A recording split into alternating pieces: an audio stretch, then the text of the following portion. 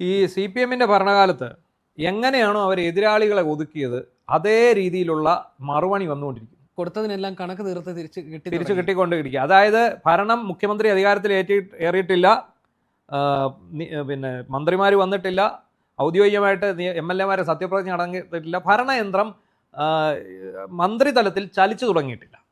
പക്ഷേ ഉദ്യോഗസ്ഥ തലത്തിൽ അത് ഇലക്ഷൻ്റെ ഫലം അറിഞ്ഞ് അന്ന് തൊട്ട് ചലിക്കാൻ തുടങ്ങി. UDF-ന് അനുകൂലം.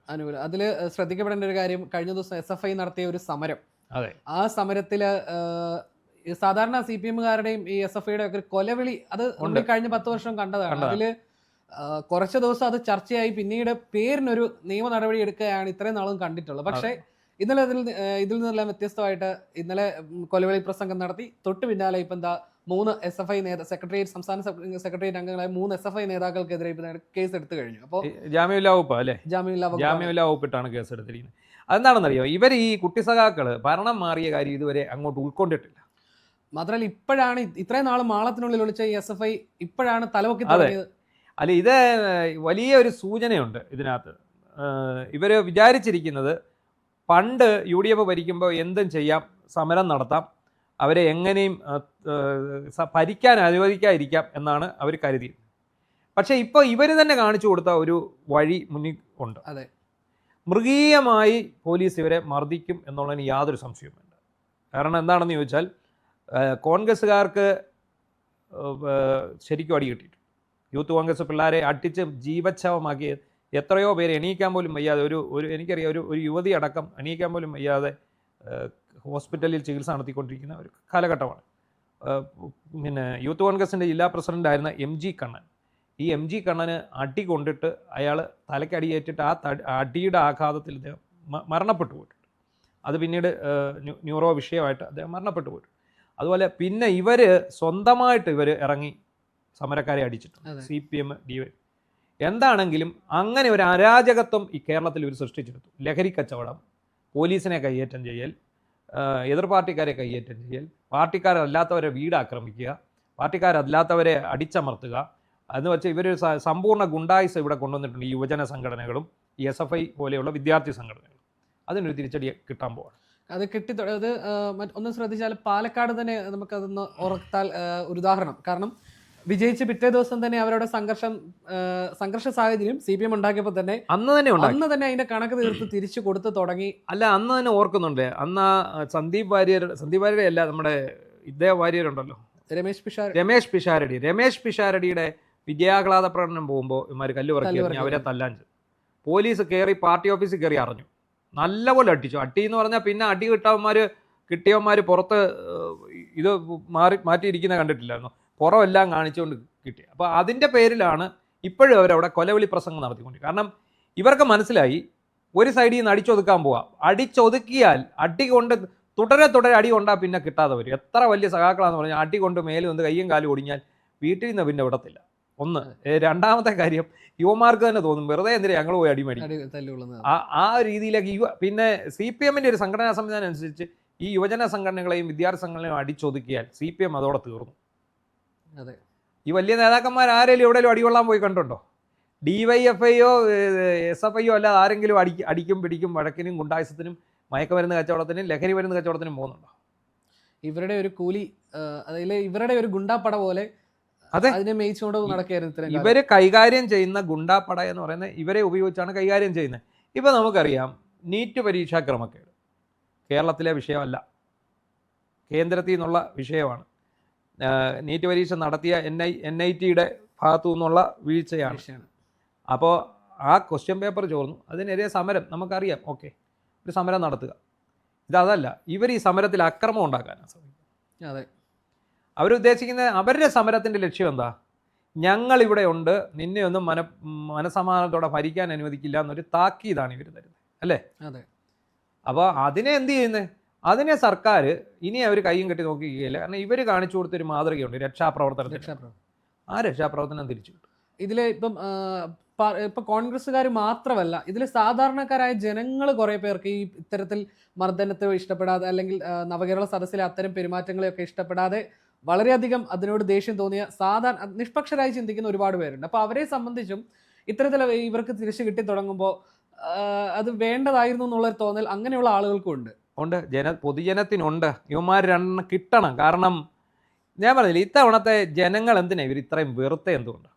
ഇത് ഏറ്റവും വെറുക്കാൻ കാരണം ഇവർ ഈ കാട്ടിക്കൂട്ടി ഭരണമെന്ന ലേബലിൽ അവരുടെ ആൾക്കാരെ മാത്രം സംരക്ഷിച്ചുകൊണ്ട് സാധാരണ ജനങ്ങളുടെ ജീവനും സ്വത്തിനും ഒരു വിലയും കൽപ്പിക്കാതെ നടത്തിയിട്ടുള്ള ഒരു ഭരണമാണ്. അതുപോലെ തന്നെ ഇപ്പം ഈ പോലീസുകാർ ഇങ്ങനെ ചെയ്തു എന്ന് പറയുന്നു. ഈ പോലീസുകാരുടെ ഉള്ളിൽ അവരുടെ ഒരു അവസ്ഥ നമ്മൾ പരിശോധിച്ച് കഴിഞ്ഞാൽ പലർക്കും അവരുടെ ആ ഒരു അവരുടെ ഒരു ഭരണ സംവിധാനത്തിൻ്റെ പ്രത്യേകത കൊണ്ടാകാം അവർക്ക് ചില സമയത്ത് സ്വന്തമായിട്ട് തീരുമാനങ്ങൾ എടുക്കാൻ കഴിയാറില്ലായിരിക്കാം. ഇപ്പോൾ നമുക്ക് നേരെ തന്നെ ഉണ്ടായിരുന്ന ആ ഒരു പ്രതിസന്ധി കാലഘട്ടങ്ങളിൽ പല ഉദ്യോഗസ്ഥരും പറഞ്ഞു കേട്ടിട്ടുണ്ട്, ഞങ്ങൾക്ക് ഇഷ്ടമില്ല ഇങ്ങനെ ചെയ്യാൻ, പക്ഷേ ഞങ്ങളുടെ നിവൃത്തികേടാണ് എന്ന് പറഞ്ഞ ഒരുപാട് പേരുണ്ടായിരുന്നുണ്ട്. അപ്പം ഈ 10 വർഷത്തെ ഭരണകാലങ്ങളിൽ ഇത്തരം നിവൃത്തികേട് കൊണ്ട് ചെയ്തു പോയ പല ഉദ്യോഗസ്ഥരെ സംബന്ധിച്ചും ആ നിവൃത്തികേട് മാറി അവരുടെ ഉള്ളിലുള്ള ഫ്രസ്ട്രേഷൻ, അല്ലെങ്കിൽ ഫ്രസ്ട്രേഷൻ എന്ന് പറയാൻ കഴിയില്ല എങ്കിലും അവർക്ക് കുറച്ചും കൂടി നിഷ്പക്ഷമായി നിൽക്കാനുള്ള ഒരു സാഹചര്യം കൂടിയാണ് ഇപ്പം വന്നേക്കുന്നത്. അങ്ങനെ അവരുടെ ഒരു വീർപ്പുമുട്ടൽ അവർക്ക് ഇപ്പോൾ പ്രകടിപ്പിക്കാൻ കഴിയുന്നുണ്ടെന്നുള്ളത് ഇപ്പൊ പോലീസുകാർ സ്വതന്ത്രരാണ്. ഇപ്പൊ നമുക്കറിയാം, അതിന്റെ ഏറ്റവും വലിയ ഉദാഹരണം, നമുക്ക് ഒരുപാട് പോലീസ് സുഹൃത്തുക്കളുണ്ട്, ഒത്തിരി പേര് എല്ലാ തലത്തിലും, DYSP ഉണ്ട്, SP ഉണ്ട്, IPS ഉള്ള ആൾക്കാർ വരെ എനിക്ക് സുഹൃത്തുക്കളായിട്ടുണ്ട്. ഇവരൊക്കെ നേരത്തെ എന്നെ വിളിച്ചുകൊണ്ടിരുന്നത് എൻ്റെ ഫോണിൻ്റെ വാട്സപ്പിലാണ്. നമ്മൾ നോട്ടപ്പുള്ളിയാണെന്ന് അവർക്കറിയാം. അതുകൊണ്ട് അവർക്ക് പക്ഷേ നമുക്ക് കാര്യങ്ങൾ ധരിപ്പിക്കണം, ഒരു വാട്സപ്പ് കോളാണ് വിളിച്ചുകൊണ്ടിരുന്നത്. ഇപ്പോൾ എന്താണ് സംഭവിക്കുന്നത്? ഇപ്പോൾ അവർ ഡയറക്റ്റ് നമ്മളെ കോൾ വിളിക്കാൻ തുടങ്ങി. അപ്പോൾ ഞാനത് 1-2 ഉദ്യോഗസ്ഥരോട് ചോദിച്ചു, ഇപ്പോൾ എന്താ പറ്റി നിങ്ങൾ പിന്നെ ഡയറക്റ്റ് വിളിക്കുന്നത്? ഇതാ മറ്റേതൊക്കെ പോയി, മറ്റേത് ഞങ്ങൾ നിരീക്ഷണത്തിലാണ്, നിങ്ങൾ വാച്ചിങ്ങിലല്ലേ, അങ്ങനെയാണ് അവർ പറയുന്നത്. അപ്പോൾ നമ്മൾ പറയുന്ന ഒരു കാര്യമുണ്ട്, പക്ഷേ അപ്പോഴേ നമ്മൾ ശ്രദ്ധിക്കണം, ഇത് ഇങ്ങനെ വിടുപണി ചെയ്യേണ്ട കാര്യമൊന്നും ഇവർക്കില്ല. അവരവരുടെ സുഖസൗകര്യങ്ങൾ കൂടെ നോക്കിയാണ് ചെയ്യുന്നത്. നമ്മുടെ മുന്നിൽ ശക്തമായ ഉദാഹരണമുണ്ട്. പ്രശാന്തും B. അശോകും, 2 IAS ഉദ്യോഗസ്ഥർ. അവർക്ക് പറയാനുള്ള കാര്യം തുറന്ന് പറഞ്ഞു. അവരെ ഇവർ ദ്രോഹിക്കാവുന്നതിൻ്റെ പരമാവധി ചോദിച്ചു. അവർക്കെതിരെ ഫൈറ്റ് ചെയ്തു. പക്ഷെ അങ്ങനെ നിൽക്കുന്ന പോലീസ് ഉദ്യോഗസ്ഥരും ഉണ്ട് കേട്ടോ. പക്ഷേ സാധാരണക്കാരനായിട്ടുള്ള ഒരു പോലീസുകാരനെ സംബന്ധിച്ച് അത് വളരെയധികം ബുദ്ധിമുട്ടാണ്. അല്ല, അവർ ഈ ഭരണത്തിൻ്റെ സുഖത്തിൽ അവരുടെ ഇഷ്ടപ്പെട്ട സ്റ്റേഷനുകളിൽ അവരുടെ ഇഷ്ടപ്പെട്ട രീതിയിൽ ഇവരുടെ വിടുപണി ചെയ്ത് മുന്നോട്ട് പോവാണ്. അതിനെ നമുക്ക് ഒരിക്കലും ഒരു നിലപാടെന്നൊന്നും പറയാൻ പറ്റില്ല. അവരുടെ കാര്യം നോക്കി ജീവിക്കുന്നു, അത്രയേ ഉള്ളൂ. അതാണ് അതിനകത്ത് സംഭവിച്ചിരിക്കുന്നത്. പക്ഷെ ഇപ്പം നിങ്ങൾ കഴിഞ്ഞ ദിവസം ഈ വിപിൻ എന്ന് പറഞ്ഞ ആൾ പ്രസംഗിക്കുന്നത് ഞാൻ ഇതിനകത്ത് കണ്ടു, ഇതിൽ കണ്ടു. ഓരോ ഉദ്യോഗസ്ഥൻ്റെയും പേരെടുത്ത് പറഞ്ഞ്, നിൻ്റെ വീട് അവിടെ അല്ലേ, നിന്നെ ഞാൻ ശരിയാക്കും, യൂണിഫോം ഉണ്ടെങ്കിൽ അടിച്ചാലേ കുഴപ്പമുള്ളൂ, യൂണിഫോം ഇല്ല നിന്നെ അടിക്കും, അങ്ങനെയാണ് ഇങ്ങനെയാണ് എന്ന് പറയുമ്പോൾ ഇതെന്താണ് അതിന് പറയേണ്ടത്? കൊലവിളി പ്രസംഗമല്ല, ഗുണ്ടായുസമാണ്, തനി ഗുണ്ടായുസം. എന്തുകൊണ്ടാണ് അങ്ങനെ പറഞ്ഞ്? പിണറായി വിജയൻ ഇവിടെ സൃഷ്ടിച്ച ഒരു പൊതുബോധമുണ്ട്, ആർക്കും പോലീസിനെ തല്ലാം, നിങ്ങൾ ഇഷ്ടം പോലെ മയക്കുമരുന്ന് കച്ചവടം ചെയ്യാം, നിങ്ങൾ ആരും ഒന്നും ചെയ്യത്തില്ല, നിങ്ങളൊക്കെ CPM-കാരാണ്. എന്തിനാ പറയുന്നത്? BJP-യിലുള്ള ക്രിമിനലുകൾ കൂട്ടത്തോടെ CPM വന്നു ചേർന്ന് എന്തിനാ? അവരുടെ സംരക്ഷണത്തിന് ഈ പോലീസ് നിൽക്കുമെന്നുള്ളത് കണ്ടാണ് വന്നു ചേർന്നത്. അവർക്കെതിരെയുള്ള കേസുകൾ എഴുതി തള്ളിക്കുന്നതിന് വേണ്ടിയാണ് അവർ. കാപ്പ കേസിൽ അടക്കം പ്രതികളെയാണ് മന്ത്രി അടക്കം മാലയിട്ട് സ്വീകരിച്ചത് പത്തനംതിട്ടയിൽ. ഇത് ഈ കേരളം ഒട്ടാകെ ഉണ്ടായി. അപ്പോൾ ഇത്തരം ഗുണ്ടകളെ അമർച്ച ചെയ്യുക എന്നുള്ളത് ഒരു വലിയ വിഷയമാണ്. ഈ ഗുണ്ടകൾ ഈ പൊതുസമൂഹത്തിന് ആപത്തായി മാറി. ഒന്ന് പറഞ്ഞ് രണ്ടാമത്തേന് വെട്ടായി കുത്തായി എത്ര കൊലപാതകങ്ങൾ നടന്നു, ആൾക്കൂട്ട കൊലപാതകങ്ങൾ എത്ര നടന്നു. ഇവിടെ വല്ലതും ചർച്ച ചെയ്യപ്പെട്ടോ? എത്ര പ്രതികൾക്ക് ശിക്ഷ കിട്ടി? അല്ലെ എത്ര പ്രതികളെ ന്യായമായ രീതിയിൽ അറസ്റ്റ് ചെയ്തു? ഈ കഞ്ചാവ് കടത്തുന്നതിൽ ഏറെയും DYFIയുടെ നേതാക്കളാണ്. കഞ്ചാവ് ബിസിനസ് നടത്തിക്കൊണ്ടിരിക്കുന്ന ആലപ്പുഴയിൽ ലഹരി കൊണ്ടുപോയ ലോറിയുടെ ഓണറായിട്ടുള്ള CPM നേതാവിനെ തിരിച്ചെടുത്തില്ലേ?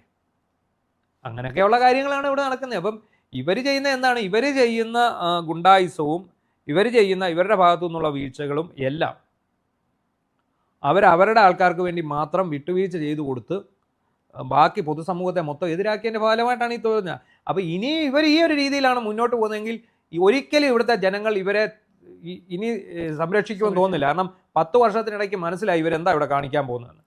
ഇനി ഇവർ അധികാരത്തിൽ വന്നാലും ഇത് തന്നെ കാണിക്കത്തുള്ളൂ എന്നുള്ളത് മനസ്സിലായി. അതൊക്കെ ഇവർക്ക് അധികാരത്തിൽ എത്തുന്നതിന് ഒരു തടസ്സമായിട്ട് മാറും. ഇപ്പോൾ പോലീസ് സേനയ്ക്കുള്ളിലും ഇനി ഇതൊരു മൊത്തത്തിലൊരു അഴിച്ചുപണിക്ക് പോലീസ് സേന UDF-കാരായിട്ടുള്ള പോലീസുകാർ ഇനിയും വരും. അവന്മാർ അറിഞ്ഞ് ഷേപ്പ് മാറ്റിക്കളയും. ഇവന്മാരെല്ലാം ഇവർ നോക്കി വെച്ചിരിക്കുക. പണ്ട് ഇവർക്ക് വേണ്ടിയാണ് ഇവർ കോൺഗ്രസ്സുകാർ പിള്ളേരെ തല്ലിക്കുന്നത്. ഇപ്പോൾ UDF ഇപ്പോൾ പോലീസിൻ്റെ ഒരു കുഴപ്പം എന്താ? ഏറ്റവും പെട്ടെന്ന് ഭരണം മാറുന്നത് ഇവിടുത്തെ പോലീസ് സംവിധാനത്തിലാണ്. പോലീസ് അസോസിയേഷൻ ഇപ്പം മാറും. ഇപ്പോൾ CPM-ന്റെ കയ്യിലേക്ക് പോലീസ് അസോസിയേഷൻ നേരെ UDF-കാരുടെ കയ്യിലോട്ട് പോകും, കോൺഗ്രസ്സുകാരുടെ കയ്യിലോട്ട് പോകും. അവർ പിന്നെ തീരുമാനിക്കും ഇവരെ എന്ത് ചെയ്യണമെന്ന്. അപ്പോൾ എന്ത് ചെയ്യും? ഇവരുടെ കൂടെ കൂടി അടിക്കാൻ ഈ സഖാക്കന്മാരും തയ്യാറാവും ശരിക്കും. പക്ഷേ ഈ പോലീസ് സംവിധാനം എന്നുള്ളത് അത്തരം ഒരു പാർട്ടി പിന്തുണയിൽ നിൽക്കേണ്ട ഒരു വിഭാഗമല്ലല്ലോ. ഒരിക്കലും അല്ല. ക്രമസമാധാനം എന്ന് പറയുന്നത് അത് ന്യായവും നീതിയും നോക്കി പാലിക്കപ്പെടുന്നത്. അല്ല അവൻ പാർട്ടിക്കാരനായതുകൊണ്ട് ഞാൻ അവൻ്റെ കൂടെ നിൽക്കണം, അതൊരിക്കലും ക്രമസമാധാന പാലനമല്ല, അതൊരിക്കലും നീതിയല്ല, ന്യായവുമല്ല. അതാണ്. പക്ഷെ അങ്ങനെ നിൽക്കാൻ പോലീസിന് കഴിയുന്നില്ല എന്നുള്ളതാണ് നമ്മുടെ അല്ല, കേരളത്തിൽ. ഇത്തവണത്തെ കണ്ടോണം, ഇത്തവണ കുട്ടി സഹാക്കൾ അടി വാങ്ങിച്ച് തൂറും, പച്ച മലയാളത്തിൽ പറഞ്ഞ അടി വാങ്ങി തൂറും ഈ കുട്ടി സഹാക്കൾ. അതിനുള്ള നീക്കമാണ് പോലീസിൻ്റെ ഭാഗത്തു നിന്നുള്ളത്. എല്ലാ പോലീസുകാരും 10 വർഷമായിട്ട് അവരുടെ കയ്യിൽ ഇങ്ങനെ തരിച്ചിരിക്കുകയാണ്. കാരണം വഴിയിലൊക്കെ വെച്ച് ഇവന്മാരും ഹെൽമെറ്റ് വയ്ക്കത്തില്ല, ചോദിച്ചാൽ അപ്പം അടിക്കാൻ ചെല്ലും. SI ആണോ ആരാണോ, നമ്മൾ കണ്ടതായി തിരുവനന്തപുരത്ത് ഒരു SI തെറി വിളിക്കുന്നത്, അയാളുടെ വീട്ടിലുള്ളവരെ വരെ തെറി വിളിച്ചു.